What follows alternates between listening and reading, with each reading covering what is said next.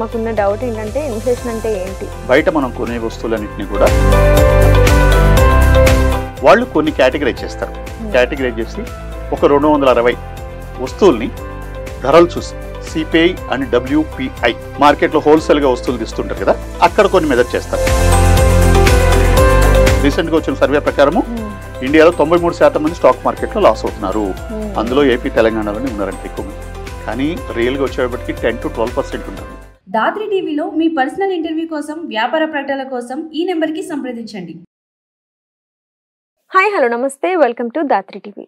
ఈరోజు మనతో పాటు ఉన్నారు investment consultant and financial advisor Venkat Kolluru గారు. అసలు ఇన్ఫ్లేషన్ అంటే ఏంటి, దాన్ని ఎలా డెవలప్ చేయాలి, ఎలా దాన్ని స్టాక్స్ అంటే ఏంటి, ఇవన్నిటి గురించి ఆయన అడిగి తెలుసుకునే ప్రయత్నం చేద్దాం. Hi sir. హాయ్ అండి. నమస్తే.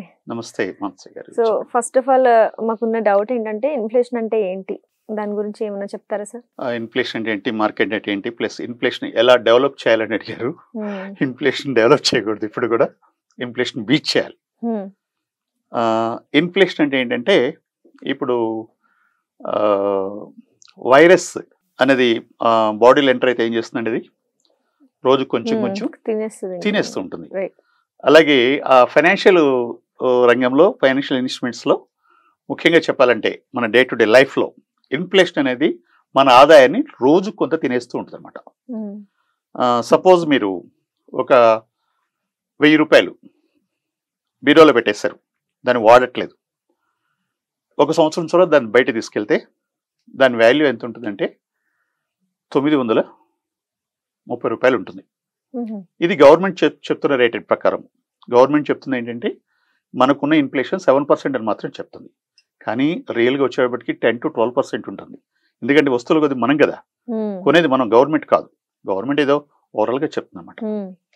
ఈ ఇన్ఫ్లేషన్ని ఎలా మెజర్ చేస్తారంటే కన్జ్యూమర్ ప్రైస్ ఇండెక్స్ అంటాం. కన్జ్యూమర్ ప్రైస్ ఇండెక్స్ అంటే బయట మనం కొనే వస్తువులన్నింటినీ కూడా వాళ్ళు కొన్ని కేటగిరైజ్ చేస్తారు. కేటగిరైజ్ చేసి ఒక 260 వస్తువుల్ని ధరలు చూసి ఇన్ఫ్లేషన్ ఎలా ఉంది అని చెప్తారు. సిపిఐ అండ్ WPI ఈ రెండు మెజర్స్లో కొలుస్తారు. WPI అంటే హోల్సేల్ ప్రైస్ ఇండెక్స్, అంటే మార్కెట్లో హోల్సేల్గా వస్తువులు తీస్తుంటారు కదా, అక్కడ కొన్ని మెజర్ చేస్తారు. అక్కడ ఏంటి, సుమారుగా ఒక 700 వస్తువుల్ని మెజర్ చేసి అక్కడ ఇన్ఫ్లేషన్ రేట్ నిర్ణయిస్తారు.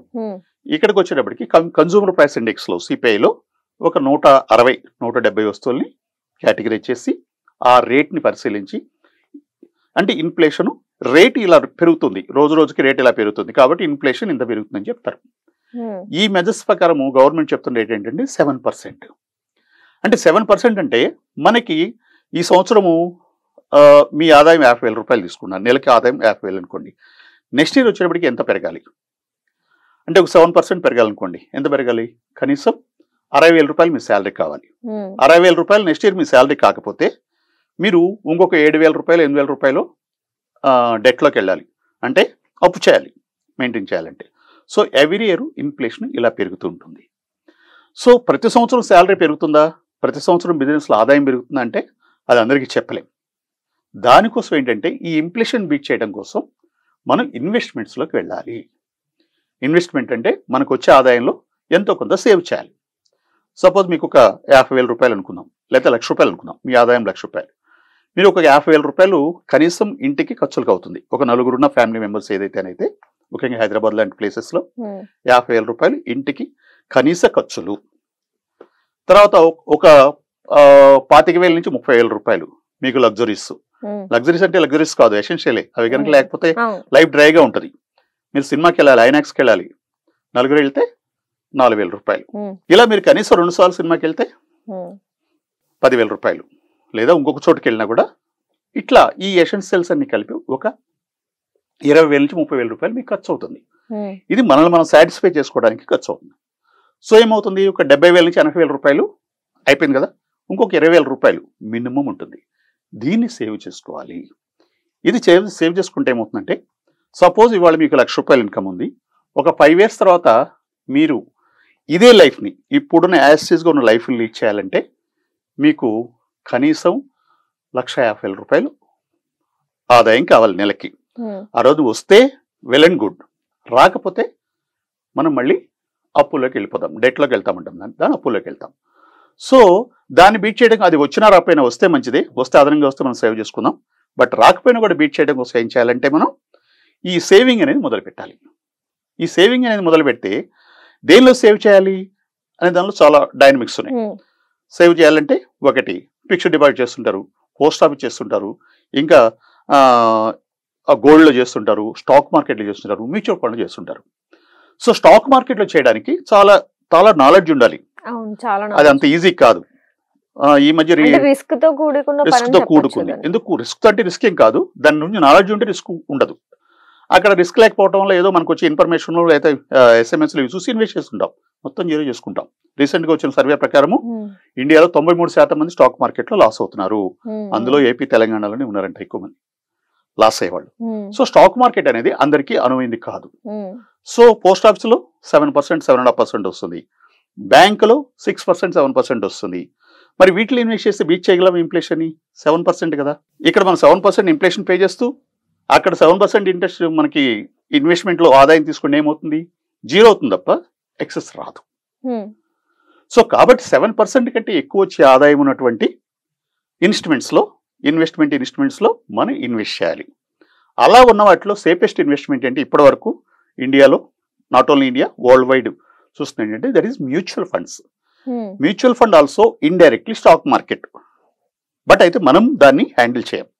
దాన్ని ఏం చేస్తామంటే ఒక మ్యూచువల్ ఫండ్ కంపెనీస్ ఉంటాయి, ఆ కంపెనీస్ లో మనం ఎస్ఐపి సిస్టంలో అంటే సిస్టమేటిక్ ఇన్వెస్ట్మెంట్ ప్లాన్ రూపంలో నెలకు ఒక 20,000 రూపాయలు మనం ప్రతి నెల ఇన్వెస్ట్ చేస్తాము. అది వాళ్ళు ఈ ఫండ్ మొత్తాన్ని కలిపేసి, అందరూ ఇన్వెస్ట్ చేసే మొత్తాన్ని కలిపి తీసుకెళ్ళి వాళ్ళు ఇన్వెస్ట్ చేసి, మార్కెట్లో ఇన్వెస్ట్ చేసి, ఇంకెక్కడో ఇన్వెస్ట్ చేసి, వాళ్ళు ఆఫరేట్ చేసి దానిలో మనకి 12 to 15%, మినిమం 12%, మ్యాక్సిమం 15%, ఇంకా ఎక్కువ కూడా రావచ్చు, అది వేరే కదా. ఇలా మనకి ఆదాయాన్ని ఇస్తారు.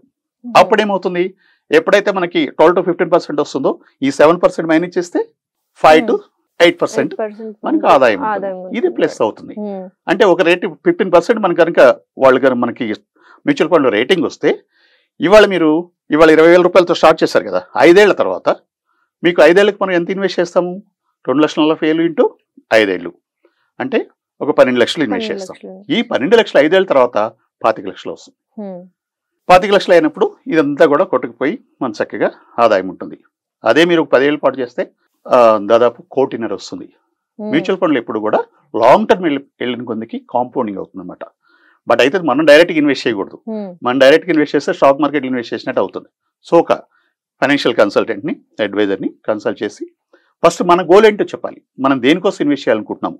పిల్లల ఎడ్యుకేషన్కా, పిల్లల మ్యారేజ్కా, లేకపోతే హౌస్ కొనుక్కోవడానికా, లేకపోతే రేపొద్దున రిటైర్మెంట్ ప్లాన్ కోసమా అనేది మనం ఒక గోల్ మన అడ్వైజర్కి చెప్తే అతను దాని ప్రకారం ప్లాన్ చేస్తాడు.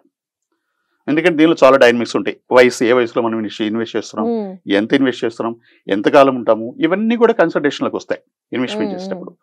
సో అట్లా ఒక అడ్వైజర్ ద్వారా మనం ఇన్వెస్ట్ చేస్తే అద్భుతంగా మనం సేఫ్ గా మన లైఫ్ ని లీడ్ చేయగలుగుతాం. ఇప్పుడు వరకు మా ఆడియన్స్ కే కాదు, చాలా మంది యూత్ కున్న క్వశ్చన్ మార్క్ ఇది. ఏదో సంపాదిస్తున్నాం, ఇన్వెస్ట్మెంట్స్ తెలీదు, ఎలా సేవ్ చేయాలో తెలీదు, ప్లానింగ్ ఉండదు. ఏమన్నా అంటే స్టాక్స్ ఒకటే ఒక ఆప్షన్ లో పెట్టుకున్నారు. కాబట్టి ఇప్పుడు మీరు చెప్పిన ఇన్ఫర్మేషన్ ఏదైతే ఉందో అది ఖచ్చితంగా అందరికీ యూజ్ అవుతుంది. సో తప్పకుండా ఇన్వెస్ట్మెంట్స్ కి ఇప్పుడు ఎలా చేయాలన్న ఒక క్లారిటీ అయితే వచ్చింటది మా ఆడియన్స్ కి. పక్కాగా ప్లాన్ చేసుకోవాలి. ఎంత వాల్యుబుల్ ఇన్ఫర్మేషన్ మాతో షేర్ చేసినందుకు thank you so much sir. Thank you అండి. Thank you sir.